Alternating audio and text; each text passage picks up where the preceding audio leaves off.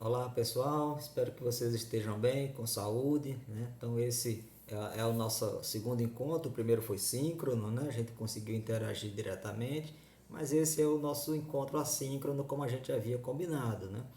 Os encontros assíncronos vocês vão tirar dúvidas ou comentar ou fazer qualquer colocação na plataforma, né? Via SIGA ou através das formas de interação que a gente já combinou. É, Sempre serão encontros menores, porque fica muito enfadonho uma aula gravada ser longa, né? Então eu vou ser bem objetivo nelas, razão pela qual corre o risco de que você fique com alguma dúvida, ou algum comentário, alguma colocação adicional, e não tem problema, nós vamos criar os mecanismos para ampliar esse debate. Vou ter sempre o cuidado de nessas aulas serem conteúdos menos densos, né? Ou seja, mais fáceis da gente poder tratar de forma assíncrona. Qual é o caso da aula de hoje, né? Que é o primeiro tópico da unidade 1, que é meio ambiente e recursos naturais, tá? Esse tópico que a gente vai falar agora é exatamente o primeiro capítulo, que é a evolução da questão ambiental, onde a gente vai apresentar para vocês, né, essa contextualização da questão ambiental, né, em dois momentos. Primeiro, vamos apresentar o que a gente chama de catástrofe, grandes catástrofes ambientais antrópicas, né? Ou seja, aqueles momentos que infelizmente marcaram a humanidade no período recente da nossa história de forma dramática, né, por meio de impactos que foram causados pelas empresas ou pelos governos ou pelas pessoas e que geraram realmente uma repercussão para além do local, né, repercussões nacionais e até mundiais. Tenho certeza que vocês têm conhecimento de boa parte desses relatos que eu vou fazer. Também não vou fazer um relato enfadonho de um período muito distante, né? Vamos falar de um período mais recente da nossa história, até porque os impactos ambientais de grande proporção, eles ocorrem realmente no período mais recente da história, né? Aqueles impactos naturais do passado, né? Como queda de meteoros, né? Extinção de dinossauros, etc. Isso não são considerados impactos ambientais, né? Isso daí são impactos naturais, ou seja, são fenômenos naturais que a gente não pode estar confundindo com aqueles que nós, espécie humana, causamos ao meio ambiente. Então, vou fazer esse relato em dois momentos. Primeiro, falar dessas catástrofes recentes e depois os eventos que ocorreram, que refletiram exatamente quais os mecanismos que a sociedade pode ter para reduzir esses impactos ou acabar com eles, né? Então, a gente vai da história da década de 60 até os dias atuais, mostrando esses catástrofes e depois volta para esse período e apresenta os eventos e ações que interferiram nas legislações e políticas ambientais de governos e de empresas, tá? Então, indo diretamente para essa parte das catástrofes ambientais antrópicas, né? Ou seja, causadas pelo ser humano. Vou me referir primeiramente a esse episódio do Mar de Aral, né? Na antiga União Soviética, hoje a região conhecida por Cazaquistão e Uzbequistão. É um impacto ambiental que levou algumas décadas, né, de 60, aí está registrando até 80, mas até os dias atuais ela se verifica. O Mar de Aral era um grande lago, apesar do nome mar, deveria estar entre aspas, não é um mar, é um grande lago. Ele tinha originalmente 62 mil quilômetros quadrados, mas ele foi reduzindo em função de problemas de planejamento da irrigação local, né? Ou seja, as águas elas foram desviadas desse lago para irrigação, sobretudo de algodão, e não havia mecanismos de repor isso. Essa água foi salinizando e o ambiente virou, como pode ser visto até mesmo nessa ilustração aqui, como houve uma grande redução, né? Ou seja, houve uma grande redução desse mar, né? Bom, essa catástrofe aqui ela não tem um cálculo do seu passivo ambiental. Passivo ambiental é um conceito que a gente já vai mencionar na nossa próxima aula, quando nós vamos apresentar alguns conceitos ambientais. Passivo ambiental é exatamente quando você transforma em dinheiro o tamanho do impacto ambiental, ou seja, o quanto se precisaria para repor ou quando não é possível repor, o quanto se pode indenizar. Por exemplo, quando a morte de pessoas ou quando há um impacto que não tem condições de voltar ao natural, né? Então, nesse caso, calcula-se um passivo ambiental, que é transformar aquilo em uma dívida, tá certo? Por isso a expressão passiva, que é resgatada da contabilidade. Vamos falar disso na próxima aula, tá? Então, nesse caso aí, o passivo ambiental não foi sequer calculado, porque nessa época era um conceito que inclusive nem existia. Esse conceito de passivo ambiental, ele é mais recente na nossa história. Bom, aí eu vou dar um salto aí já para a década de 70, né, em Minamata, no Japão. O Japão, infelizmente, é um país que tem uma grande referência de desastres ambientais. Um deles, e muitos deles são antrópicos, né, ou seja, são impactos ambientais. Esse aí ocorreu em Minamata, né, e é um impacto de grande relevância porque uma empresa cujo nome está colocado aí, que fabricava cloreto de vinila, né, liberou, né, cerca de 200 a 600 toneladas de metilmercúrio, né?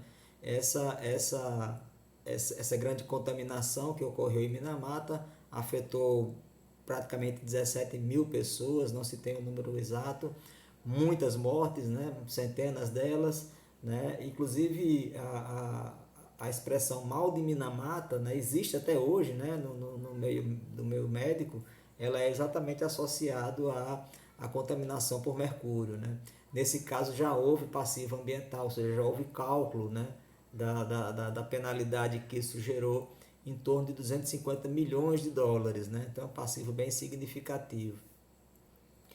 Bom, dando um passinho um pouquinho mais na frente, em 76, em Seveso, na Itália, a empresa Quimesa também liberou produtos de grande repercussão, né, ou seja, de grande impacto para o meio ambiente, para a humanidade, que era a dioxina. A dioxina é considerada a substância sintética mais danosa ao meio ambiente que já foi feita, né? Então ela é altamente tóxica.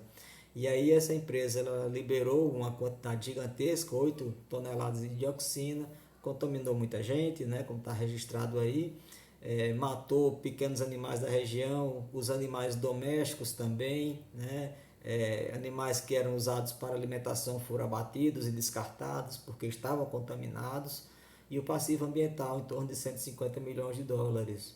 Um impacto também que vocês buscarem na internet vão encontrar várias informações sobre ele.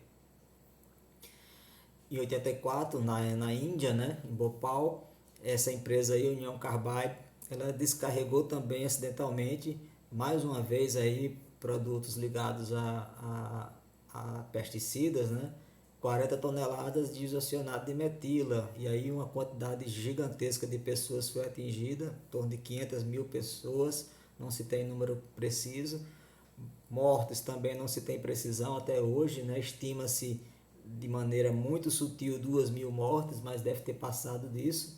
E o passivo ambiental aí já foi um pouco mais rigoroso do que os anteriores, né? Já houve um rigor maior, porque o passivo ambiental ele é relativo.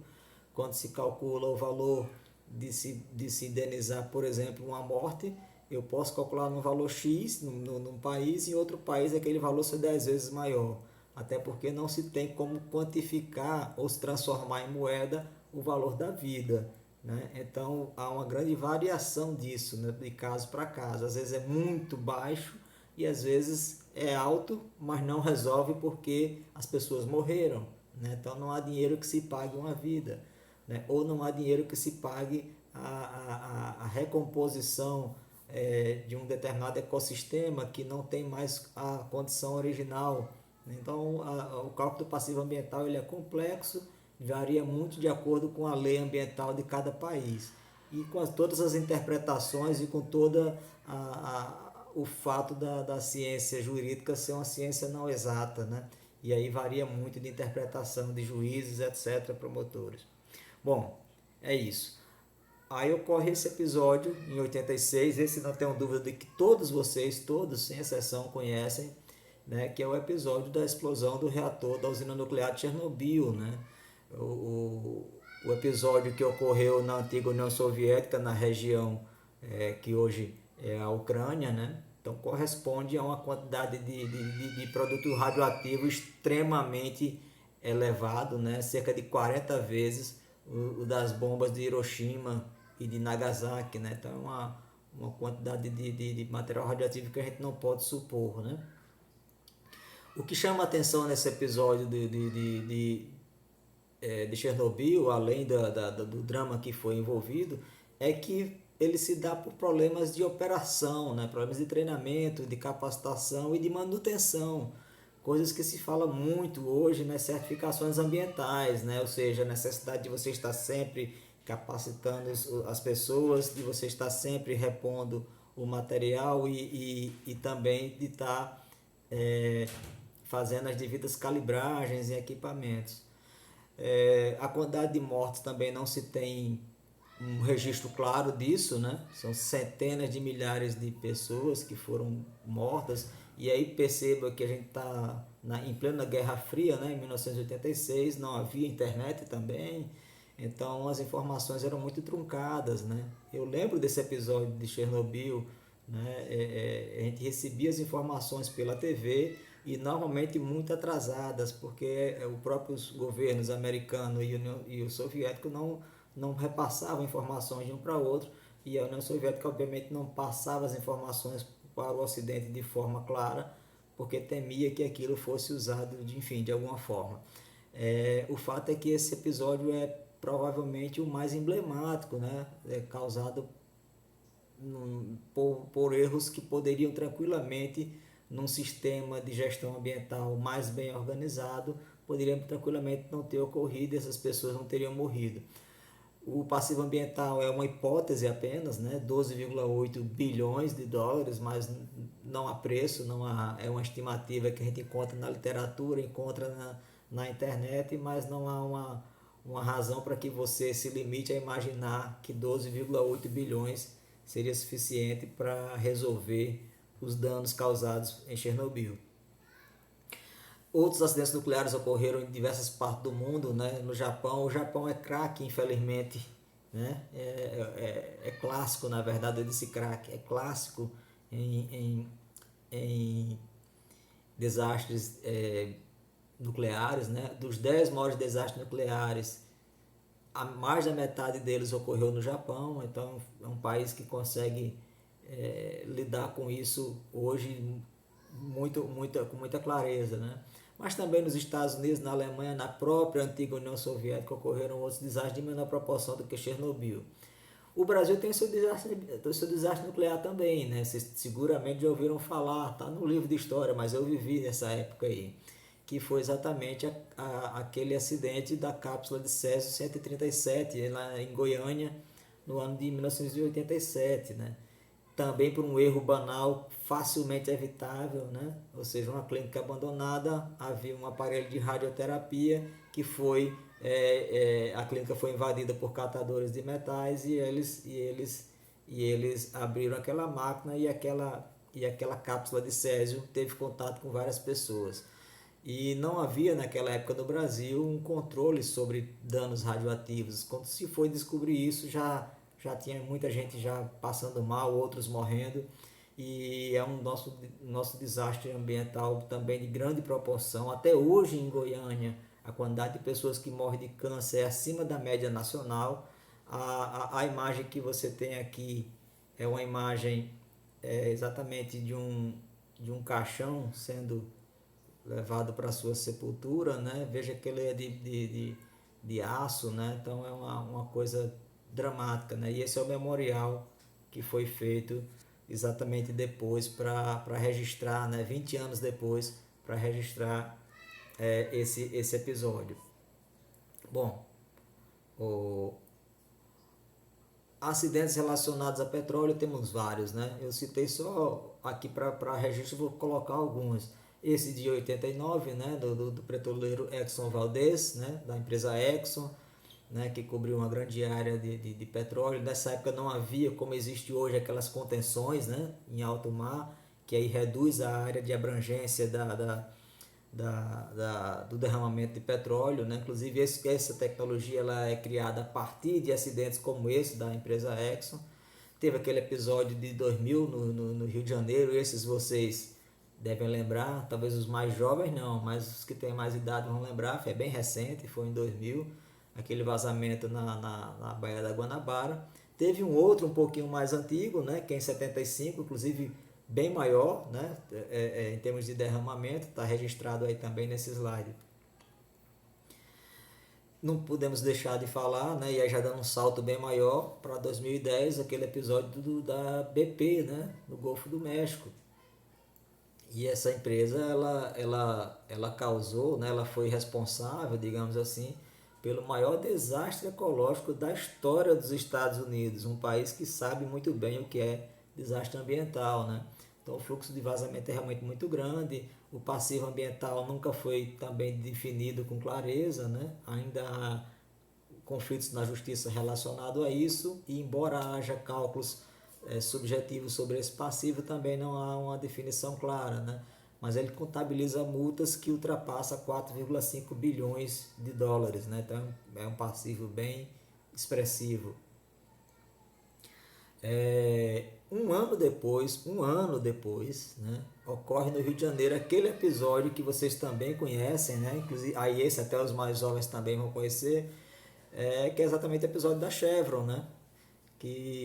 Onde houve exatamente aquele vazamento de aproximadamente 4 mil barris de petróleo, né? E o passivo ambiental também não está calculado desse episódio, né? No slide que eu vou compartilhar com vocês tem mais algumas informações que vocês podem ler, as multas que foram somadas, que ainda estão em processo de, de, de peleja jurídica, vamos chamar assim.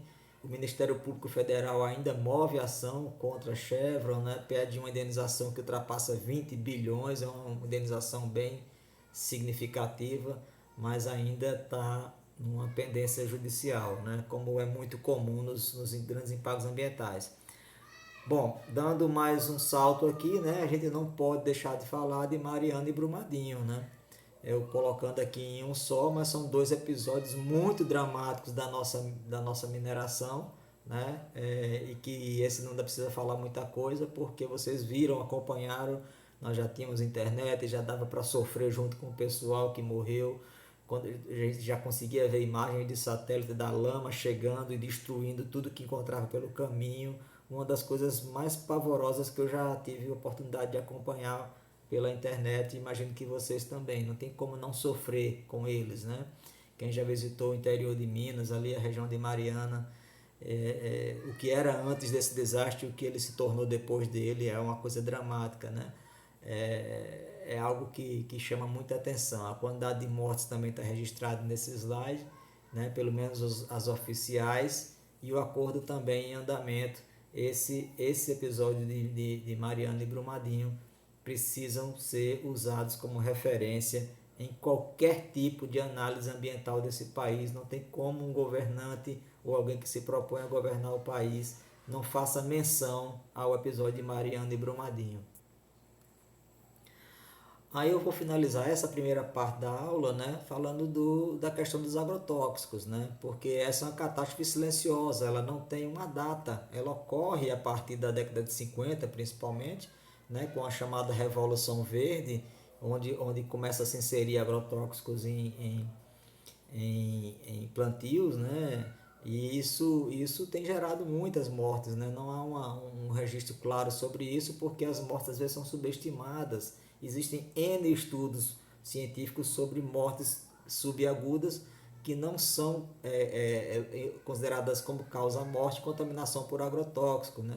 De modo que as oficiais, que estão em torno de 3 milhões por ano, né, de contaminação, com mais de 20 mil mortes por ano, na verdade não são devidamente computadas como um total, como a real totalidade, né? As estatísticas devem ser maiores do que isso. Perceba que eu não estou colocando aqui, pessoal, o episódio que estamos vivendo nesse momento, que é a pandemia, né? Porque não se tem ainda uma clareza muito grande sobre sua origem, mas é óbvio, né, que há uma grande possibilidade, é algo que já não há mais como cientistas dizerem que não seja assim, né? Há uma grande possibilidade de que seja também um impacto ambiental, ou seja, tem a origem antrópica, né? Ou seja, não tem como um vírus da proporção do corona, né? do Covid-19, realmente ter surgido pura e simplesmente de forma natural, ter se espalhado dessa maneira. É sem dúvida impacto ambiental. É o que a gente chama de desequilíbrio ambiental. Desequilíbrio ambiental é impacto ambiental causado de maneira antrópica, tá bom, pessoal? E aí, no segundo momento da aula, a gente fala dos eventos que interferiram nas legislações.